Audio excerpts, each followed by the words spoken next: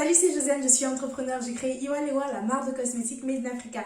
Ici, je partage mon parcours afin de bâtir une communauté où nous pourrons évoluer tous ensemble en productivité, self-esteem et business. Ça faisait longtemps qu'on ne s'était pas fait une petite vidéo sur l'organisation quand on est entrepreneur. Aujourd'hui, je vais vous présenter mes 3 indispensables pour organiser mes journées. Quelles sont ces choses, que ce soit des outils ou des méthodes dont je ne peux me passer pour définir quelles tâches j'ai à accomplir, mais également quand est-ce qu'il faut les accomplir. J'ai parlé de ces ressources dans des vidéos ici et là, donc ce sera l'occasion de les regrouper en un seul contenu, mais aussi je voudrais vous démontrer que vous n'avez pas besoin de grand-chose pour vivre des journées mieux rangées. Quels sont mes indispensables pour l'organisation? Sans plus tarder, c'est parti pour la vidéo. Mon premier indispensable, c'est le bilan hebdomadaire. J'ai déjà parlé de cet outil et de toute son importance dans plusieurs vidéos. C'est quoi le bilan hebdomadaire? Il s'agit tout simplement d'un état des lieux que vous faites à la fin de chacune de vos semaines. Moi, personnellement, je le fais chaque dimanche. Pourquoi est-ce indispensable? Parce que c'est le point de départ. C'est en fonction du bilan de ce qui s'est passé cette semaine que vous allez savoir quelles tâches ont été accomplies, quelles tâches il vous reste à accomplir et donc qu'est-ce que vous avez à faire pour la semaine suivante. Mais pour aller encore plus loin, le bilan hebdomadaire est indispensable pour suivre nos objectifs et pour savoir si les stratégies qui ont été mises en place pour les atteindre sont jusque-là efficaces ou il faut les réajuster. C'est très facile de se fixer de beaux objectifs en début d'année, de les écrire dans son joli carnet, puis de refermer et de les oublier. Souvent, on ne s'en souvient qu'à la fin de l'année, quand on réouvre son carnet parce que c'est le moment de faire le bilan de l'année et qu'on se sent de nouveau motivé pour accomplir des choses. Si cette situation vous parle, vous avez besoin d'un bilan hebdomadaire. Si vous vous êtes fixé cet objectif au départ, c'est qu'il vous tient à cœur de le réaliser. Donc, battez-vous pour mener un objectif à son succès aussi lointain et irréalisable qu'il puisse vous paraître aujourd'hui, il faut que vous construisiez un plan, mais surtout que vous suiviez l'évolution de ce plan. Faire un point régulier sur est-ce que ce que j'avais prévu là, ça a l'air de marcher?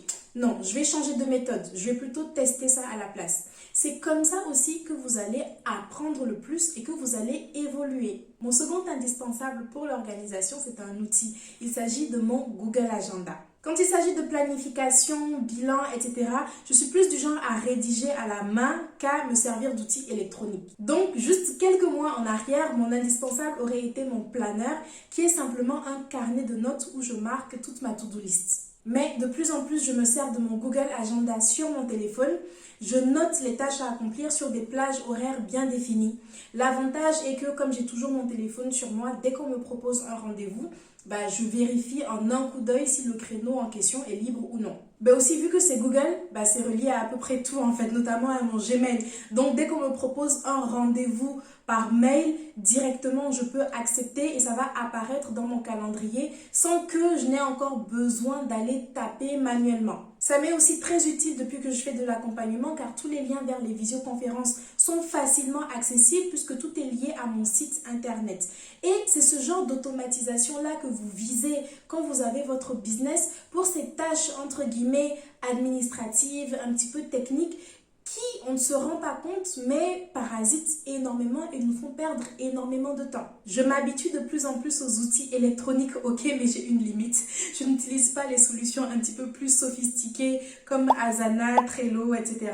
Personnellement, plus c'est sophistiqué, plus je procrastine parce que je perds tellement de temps à vouloir découvrir toutes les fonctionnalités, à vouloir tout tester. Donc je finis par tout faire, sauf travailler sur ce que j'ai réellement à faire. Mais je sais qu'il y en a qui ne jurent que par Trello, donc c'est vraiment important de se connaître soi et de choisir la solution qui sera la plus adaptée à nous, mais surtout la solution qui, selon nous, sera la plus simple. Troisième indispensable, le mode sans distraction. Ici, c'est un indispensable pour l'organisation, mais encore plus pour la productivité. Le mode sans distraction, c'est une fonctionnalité sur mon smartphone qui me permet de bloquer certaines applications sur une plage horaire bien définie. Vous savez, toutes ces applications parasites qui vous apportent absolument rien à part vous faire perdre votre temps quand vous y êtes au mauvais moment et pour les mauvaises raisons.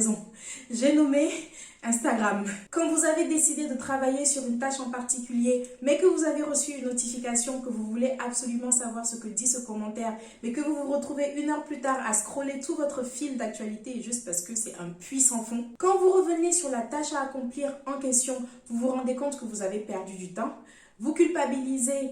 Vous n'arrivez pas à vous en remettre parce que vous vous sentez nul, alors vous faites rien de la journée, alors vous vous sentez encore plus nul, alors vous faites encore moins rien. Ah, bienvenue dans le cercle vicieux de la procrastination.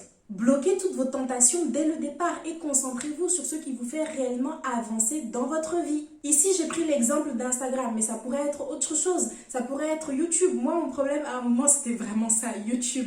Au lieu de travailler, je regardais 10 000 vidéos. Ça pourrait également être Gmail.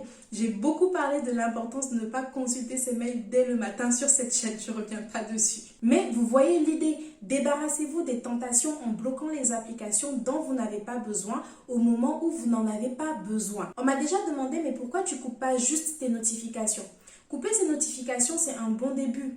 Mais combien de fois est-ce que vous vous êtes retrouvé sur Instagram sans même savoir pourquoi, sans même avoir reçu une notification au départ? C'est souvent un automatisme de déverrouiller notre téléphone et d'aller vers des applications sans réfléchir, juste parce qu'on a l'habitude de le faire. C'est juste un chemin que nos doigts prennent par habitude, de façon automatique. Le fait de bloquer les applications vous permet de ne plus être victime de cet automatisme et de ne même plus être tenté d'aller sur la plateforme en question. Le 4e indispensable, la méthode Eisenhower. C'est la méthode de priorisation des tâches qui distingue l'urgent de l'important. C'est la méthode que j'utilise pour créer ma to-do list, pour classer les tâches, pour savoir qu'est-ce que je dois réaliser maintenant en priorité, qu'est-ce qui peut attendre ou non. Et ça, c'est super important pour réaliser les projets que vous souhaitez à temps ou bien pour simplement respecter vos engagements. Avant, pour appliquer la méthode Eisenhower, je notais devant chaque tâche quel était son degré d'urgence et d'importance, puis je classais selon ces degrés ainsi définis. Aujourd'hui, je le fais de façon plus intuitive. Je n'ai plus de temps à rédiger que cela. J'insiste beaucoup plus sur la méthode Eisenhower dans ma vidéo « Comment organiser ses journées quand on est entrepreneur ». C'est une vidéo à l'ancienne, mais elle est toujours valable. Elle est très complète, très détaillée. Donc, je vous invite à aller regarder si ce n'est déjà fait. Je vous remercie d'avoir regardé cette vidéo. J'espère qu'elle vous sera utile. Abonnez-vous pour ne pas manquer d'autres contenus de ce type. Je poste tous les mercredis et les dimanches. Alors, à dans quelques jours. Ciao!